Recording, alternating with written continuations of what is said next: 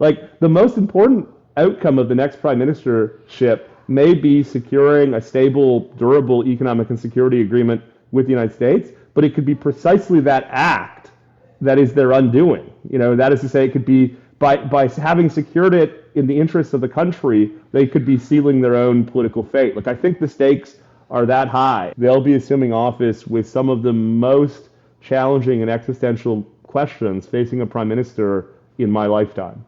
Concepts with Sean Watley. Sean Speer returns as a guest with us today. He's a lecturer at the Munk School of Public Policy. He's a senior fellow at the Public Policy Forum. He has served as senior economic advisor to the former Prime Minister Stephen Harper, and he's currently editor-at-large at The Hub. Our conversation focuses on the immense challenges facing Canada's next Prime Minister, the need to secure a stable economic and security agreement with the United States may, paradoxically, compromise the Prime Minister's political future. We might not be able to secure an agreement any Canadians will like. We talk about the complexities of potential Canada-US negotiations, including trade-offs on sensitive issues such as supply management, internet regulation, and even customs policies. We end by discussing the shifting political dynamics amongst the so-called tech bros and their alignment with conservative politics and what that might mean for Canada. The stakes couldn't be higher in this election. I hope you enjoy the episode. Sean Speer, welcome. Oh, it's great to be with you again, Sean. How are you doing? I'm doing well. We have 12 days left in this crazy election, and I want to get your thoughts on what's happened so far, and what do you think are going to be the most salient issues in the post-election period? Yeah, the second question in some ways is even more interesting than the first one, isn't it? Because one wonders if after the election night celebration party the next morning, the winner is going to wake up with a bit of a hangover and a bit of a feeling that winning the prime ministership is a consolation prize because he is going to face some really big issues. Of course, both Pierre Poilievre and Mark Carney have committed to entering into what they're characterizing as negotiations for a, quote, economic and security agreement, ostensibly something broader than the current free trade agreement that we have with the United States. And that, of course, will involve a lot of difficult trade-offs, which we can talk about.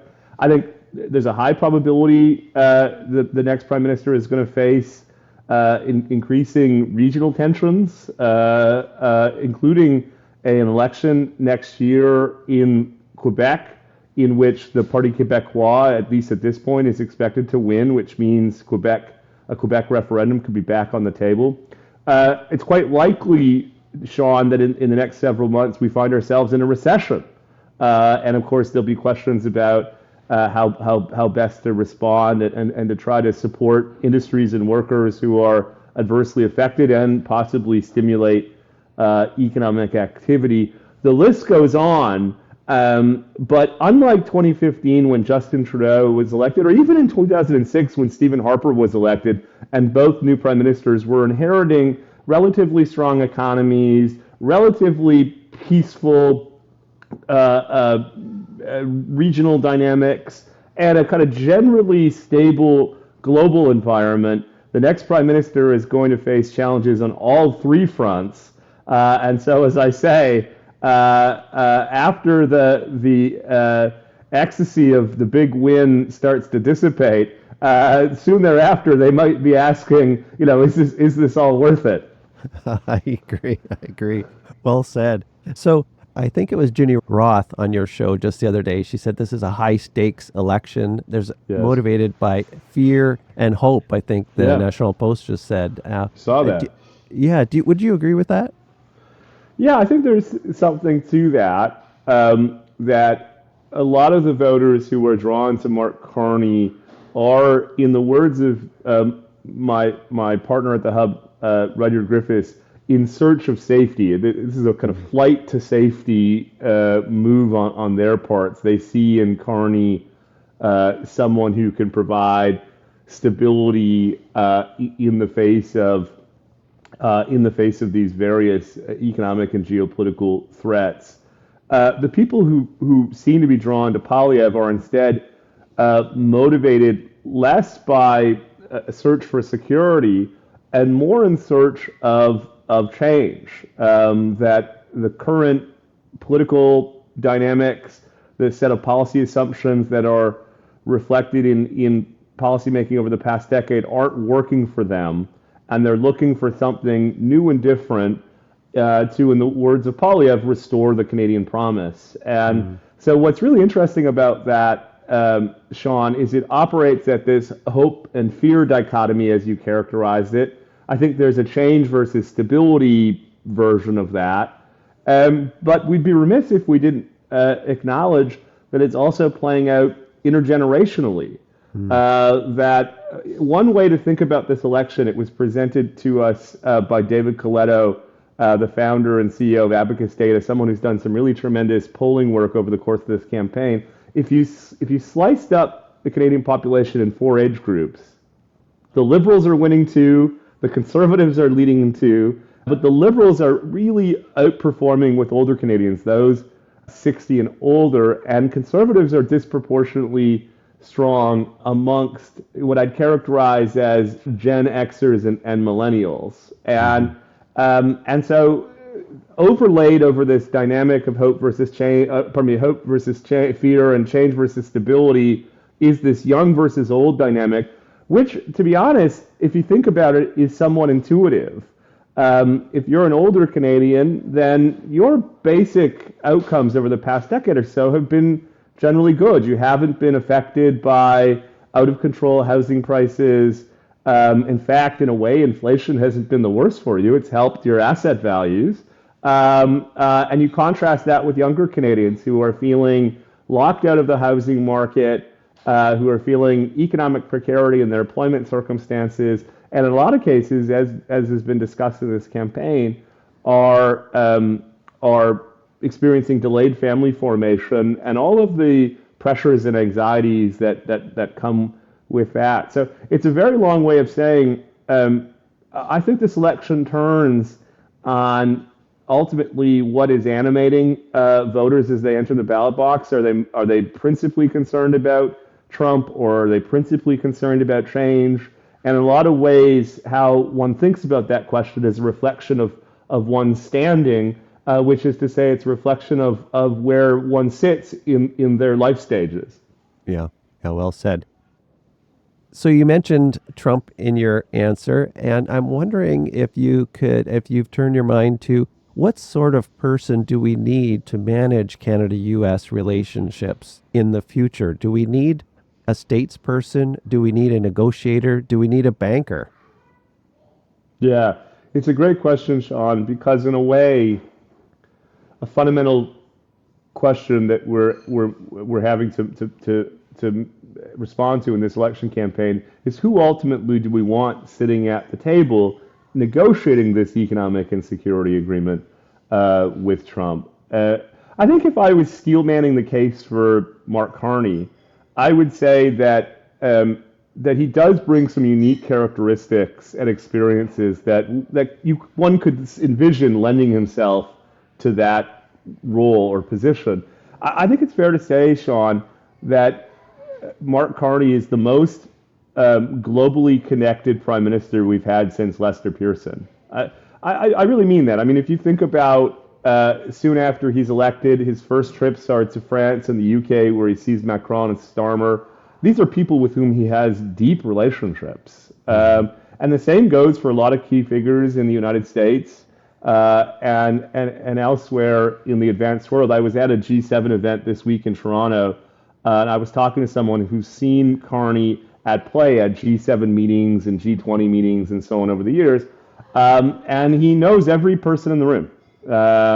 And he's well regarded by most people in the room. And so, I think Canadians don't necessarily know all those details, but they have this intuition about him, which explains why he is outperforming Poilievre on the Trump question by a wide margin.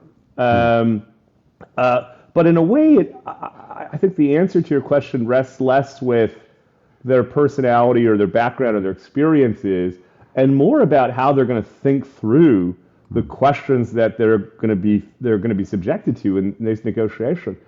Like, I think the Canadian population is moving in one direction, Sean, with all of the nationalist zeal and the elbows up and all the rest. They're spoiling for a fight. But the truth is, given the importance of the United States as our principal market and disproportionate role it plays in continental security, I think it's self-evidently in our interest to secure some type of arrangement, even an imperfect one. And that means some really excruciating decisions are going to be on the table. Uh, your listeners and viewers will be familiar with some of them. You know, do we make major concessions on supply management? Do we match the Americans on internet regulation and in so doing abandon true era policies like the Online Streaming Act and the Online News Act and the Online Harms Act and so on and so forth? Do we revisit our CanCon regulation, which preferences and protects Canadian cultural content? These are all issues that not just the Trump administration, but successive American administrations have raised with Canada. But I see those as essentially table stakes. Where things start to get really painful is on the subject of a customs union. The United States is clearly committed to prosecuting a tariff war with China in the name of rebalancing their economic relationship. And for that to be successful, there can't be any chinks in the armor, which is to say, I think it's highly likely that as a condition of maintaining mostly tariff-free access to the United States, Canada will have to commit to a common tariff regime with the United States vis-a-vis China and possibly other markets around the world. So think about that for a second. Successive Canadian governments have negotiated free trade agreements with countries around the world in the name of expanding access to different markets beyond the United States, exercising in a way our policy sovereignty, if I can put it that way. And the Trump administration will say, if you want access to our market, you essentially have to adopt the extraterritorial application of our tariff policy. I think that trade-off is probably worth it, but I accept that not everyone would agree with that. And so I say all that because the next prime minister is going to have to make some really excruciating, as I put it, trade-offs.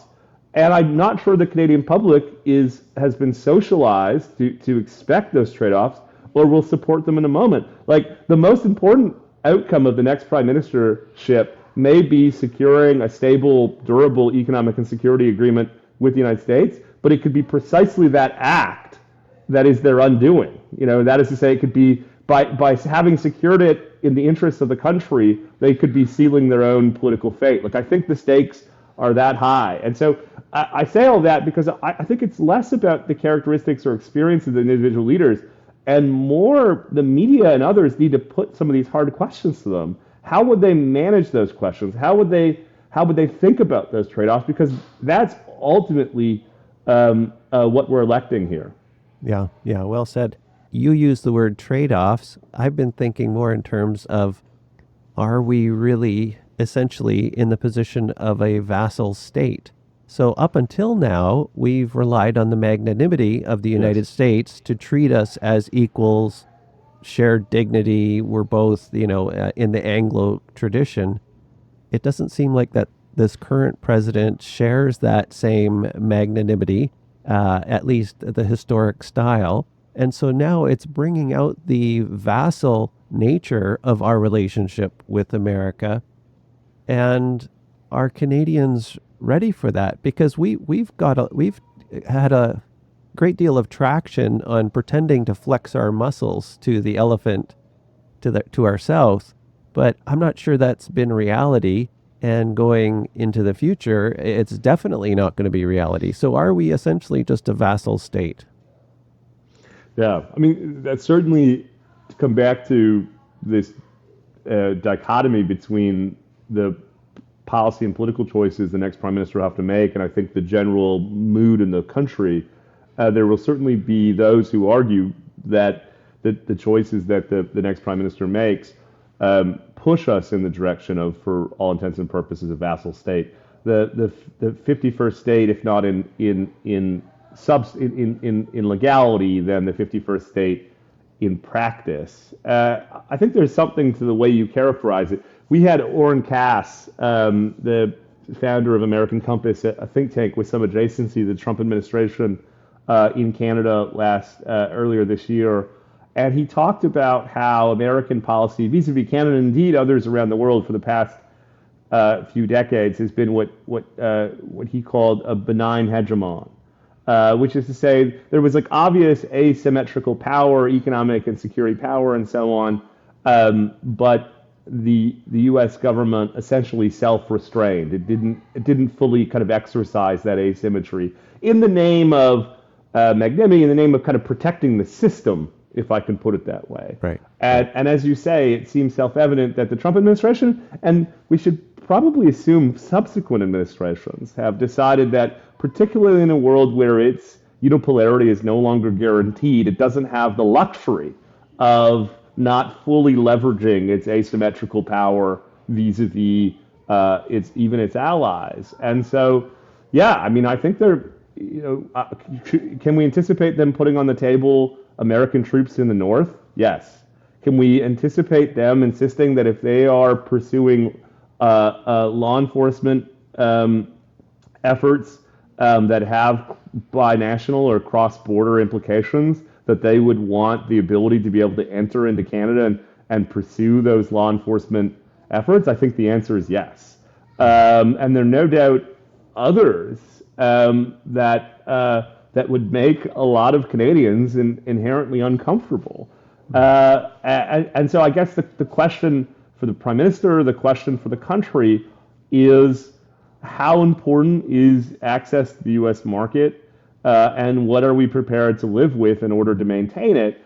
And the most difficult part of all of this, where the next Prime Minister will be on the weakest footing, is the obvious argument that even after having made all of these concessions, giving up supply management, giving up our policy sovereignty on internet regulation and culture and trade policy and all the rest, what's stopping the Trump administration from just abrogating the agreement as soon as we've signed it? And so as I say, being Prime Minister is a wonderful job. You know, clearly Pierre Poilievre and Mark Carney have great ambitions to secure it, but there will be a lot of days in the next prime ministership where it doesn't feel like a wonderful job. Yeah, well said. So building on the concept of the asymmetrical relationship, in my experience, when there's a complete imbalance of power, the only way to get what you want is by making the other person like you, building some sort of fondness, some attachment, some depth of relationship. Do either of the people campaigning to be our prime minister show particular skills in those areas of building relationships?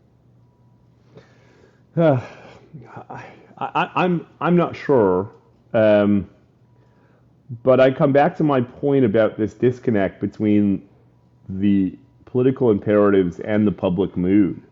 Like, you know, before Donald Trump arrived on the scene, having won the election in November and started these threats and provocations towards Canada, Pierre Poilievre, for instance, Sean, was talking about liberalizing foreign ownership restrictions and telecommunications and so on. He's notably stopped talking about those issues because I think fairly or unfairly they would be perceived as favorable to Trump and the Trump administration and to U.S. interests. And you know, if you think about the types of relationship steps that, say, Brian Mulroney took, you know, famously singing "When Irish Eyes Were Smiling" at the Shamrock Summit in 1985, exactly, which you know at the time was sort of ridiculed, but was an expression of this deep personal relationship which proved highly valuable for Canada. It's just totally implausible, setting aside the kind of personalities of Mark Carney or Pierre Poilievre, that the political conditions are such that they could present themselves in that way. It is just a really complicated dynamic, and you almost get the sense that it is going to require a kind of exercise of political leadership that we haven't seen in some time, where a prime minister is going to have to make almost like a national address, where he basically lets people in a bit to the way he's thinking about these trade-offs. Of course, I don't like what Trump has said and done. Of course, what I'm about to present to you is suboptimal. But I've made the hard judgment that on balance, I think it's worth it for Canada.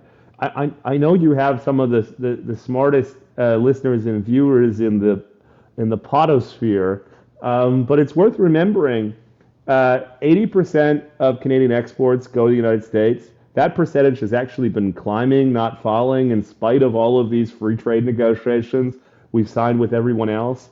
Because Canada disproportionately relies on trade to support economic activity, bilateral trade with the United States is actually 30% or so of GDP. Like, if we lose relatively secure, reliable, and low barrier entry access to the U.S. market, it will have significant economic implications across industries, across regions. So I don't want to sound Pollyannish. I don't want to sound insensitive to the way people are feeling. But whatever my heart tells me, my head tells me we need a deal. I think Poilievre and Carney seem to self-evidently understand that by virtue of having committed to entering these negotiations. But I think it's going to take a lot of work to kind of bring Canadians along, if I can put it that way. Yeah. So last question about Carney, I promise, and I'm not even sure you don't have to answer this. If you don't want to, we can just skip it. But it seems to me, and this is just my personal impression, that I'm not sure Mark Carney actually enjoys being a politician. He seems most comfortable being a CEO or a governor. And so, again, a double-barreled question. Do you think he's having fun? He's actually enjoying campaigning? And second of all, will he be able to make the mindset shift from being a CEO/governor into being an elected representative? Because it is a different headspace. Yeah, great question. Answer your first question, the answer is no. Mark Carney is designed, Mark Carney as a politician is designed for a rank ballot system where the relationship between political office and democratic accountability is broken. We don't have that in Canada, and so he's found the next best alternative, which is this extraordinary entrance into politics where he runs for leader of a major party, becomes prime minister without holding a seat, and he could have a majority mandate, his own majority mandate, in what? He launches his campaign, I checked this a couple of days ago, on January 16th. So in basically 4 months, he could go from not being involved in politics to being prime minister with a 4-year mandate with pretty limited demonstration of a kind of propensity for politics, as you put it. And even in the campaign, of course, I think it's fair to say that they have taken every opportunity available to them to minimize his direct campaigning. He's as you know, he's used in a way the Trump issue to pull himself back into Ottawa, and one thing that Daryl Bricker, the pollster for Ipsos Global Public Affairs, said early in the campaign that I think in a way is almost a heuristic for understanding the campaign. He said, for Mark Carney, governing is campaigning. Him and his team instinctively understand that. He's not being elected because people want to have a beer with them.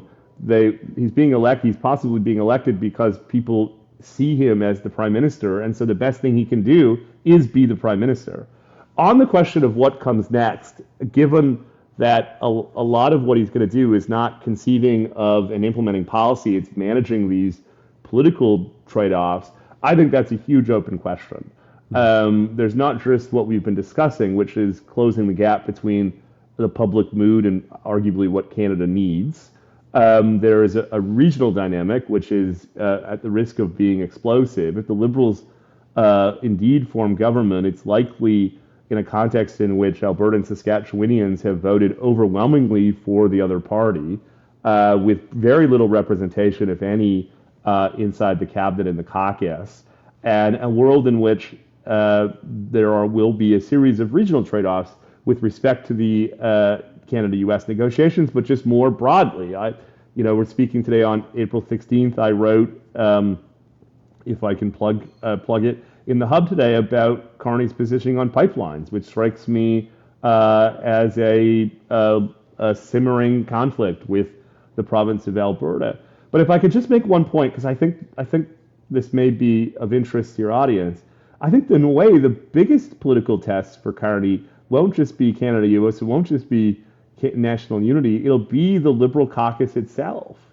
The coalition that he currently represents is amongst the biggest and broadest I've seen in my political lifetime. Someone said to me recently something that on the face of it is intuitive, but on the other hand, it's profound. Mark Carney's coalition right now, Sean, comprises 50% of New Democrats. The NDP is historically polled around 12% or so, sometimes higher. Right now, they're polling somewhere between 4 and 6%. And the people they've lost have almost one for one gone to the Liberals. So he has, in this big tent brokerage party coalition, Bay Street capitalists, who you probably know and others would know, who are market oriented, who are motivated by a kind of pro-business agenda. There may be aspects of Poilievre that they don't like, but they are on the kind of right edge of the Liberal coalition, to basically pro-Amos social activists. And you can just see the potential for someone who is not adept at politics or who actually in a way is kind of intolerant of the types of stuff that one has to do in order to manage the politics, for that coalition to start to come undone rather easily, particularly given that the government will be dealing with these bigger, broader questions. Yeah, great. We'll put a link in the show notes, and we'll also put the cover page on the screen itself for people, so we'll be sure to check that out. You reminded me of something Brian Mulroney often said. If you have caucus, you can do anything. If you don't have caucus, you can't do anything at all, or something like that. Well, yeah, we're using Brian Mulroney aphorisms. Another famous one, of course, is the two biggest issues the Prime Minister faces is national unity and Canada-US relations. And both are going to be at the top of the agenda for the next Prime Minister in a way that they haven't been for a long time. And they're not just at the top of the agenda, they intersect in the sense that these negotiations could involve trade-offs that for particular industries that have a regional overlay. Like in a trade negotiation, as you know, Sean, there's a tendency to think of offensive and defensive issues, and your negotiators are thinking about the trade-offs. Do we give up a bit on beef in order to secure more for autos, or do we give up more on X in order to advance our interests on Y? What happens if that involves supply management, autos, and energy? And you have a government that is over-indexed in Quebec. They're going to win a ton of seats in the province of Quebec. They're going to be massively underrepresented in Western Canada. And so you can just, as I say, I don't want to, I've worked in the Prime Minister's office. Being Prime Minister is obviously a tremendous honor, and both are eyes wide open, vying for the job. But they would be assuming office not in a moment of peace and prosperity. They'll be assuming office with some of the most challenging and existential questions facing a prime minister in my lifetime. Yeah. The way you set it up, it's impossible to imagine a way to log roll those separate issues. I wanted to pivot a bit. I know you have a hard stop in a few minutes, but I wanted to ask your thoughts on technology, the tech bros in particular. So we saw at Trump's inauguration, Elon Musk, Jeff Bezos, Mark Zuckerberg, all these technology giants on the stage with Trump. And I'm wondering whether you think that was because they were demonstrating a principled alignment with Mr. Trump, or was it an opportunistic moment for them? And how does that relate to Canada now and Canada traditionally? I mean, we have a bit of a tradition with George Grant and Marshall McLuhan of being somewhat technology skeptics, at least on the intellectual side of things. So have you put your mind to the whole tech bros issue in politics right now? Yeah, I'd love to come on and talk about this more because I think it's such a fascinating question. We've seen, for a host of reasons, traditionally, in the U.S. anyway, traditionally left-wing or Democratic voices in Silicon Valley, those in and around the tech industry, start to gravitate to the right. Mark Andreessen, who in some ways is a stand-in for this group, has spoken a lot about what has motivated that transformation. Some of it is the rise of wokeism or identity politics. I mean, some of these tech CEOs saw their companies hijacked by left-wing staff who came to ostensibly work on technology and the extent to which it's a kind of stand-in for capitalism and creative destruction and all the rest, and actually had views that were antithetical to capitalism and progress and all the rest. Part of it, particularly in the U.S., was a sense that the Democrats, particularly the Biden administration, was too insensitive to entrepreneurship and growth. Andreessen and others point, for instance, to the regulation of artificial intelligence as part of the reason that they moved to the right. We've seen some similar dynamics in Canada. Toby Lutke, the founder of Shopify, has taken a much more vocal stance on politics and policy, and I attribute that. He's not the only one. John Ruffalo and others, who you would characterize as part of the kind of Canadian tech world. I think that the capital gains tax increase in the last federal budget was a major catalyst. It wasn't just that the government was raising taxes. They were adopting class warfare rhetoric to defend it that felt like they were hostile to entrepreneurship. So this is happening. I think it is a generalized trend. We are seeing this gradual drift from the left to the right of those in and around the world of technology. The question, of course, Sean, and this is where I'd love to come back, is can conservatives create a kind of synthesis between a technology ethos, which is, in the words of Musk, move fast and break things, and a kind of conservative disposition, which, as you say, in a Burkean sense, is more gradual, more incremental, in some ways suspicious of that kind of radicalism. Right. I would point your audience to a speech, a couple of speeches that J.D. Vance has delivered, who, it seems to me, is trying to find that synthesis. In some ways, it runs through him in the sense that his credentials as a conservative politician are pretty solid, but he's also spent time in the Valley. One of his major supporters, as you know, was Peter Thiel, who for a long time was a unique voice on the right in the world of technology. He gives a speech on AI in Europe, in France, that I thought was a really interesting attempt to kind of square the circle to create that synthesis. And I think last month at an event hosted by Andreessen Horowitz, Mark Andreessen's venture capital company, on American dynamism, he similarly delivers a speech that communicates, in his mind, the coherence between technological innovation and the kind of tech ethos with conservatism in general, and his version of populist conservatism in particular. One may or may disagree with it, but I happen to think both of those speeches aren't getting enough credit for their kind of intellectual significance. These weren't just a politician rambling at a business audience. This was a real effort to create a kind of durable way to think about the interrelationship between the tech worldview and the conservative one, such that these people, Andreessen, Musk, Zuckerberg, and others in the U.S., and Lucky and Ruffalo and others in Canada, aren't just one-off voters in an election, but actually become part of a more durable part of a kind of center-right ideological and political coalition. I think it's one of the most important developments happening on the kind of Anglo-American right, and something that I'm following closely. And as I say, I'd love to come back and talk about it more, because I think it's a big deal, and I think Vance, in a way, is a kind of unique figure on ultimately determining if this thing can work. Brilliant. So, Sean, we're cutting this down to the wire. I need you to keep your computer on for 30 seconds after this. I want to thank you for being here. And thank you for all the work you do at the Hub and elsewhere. And I look forward to talking again soon. Yeah, me too. Thanks so much, Sean.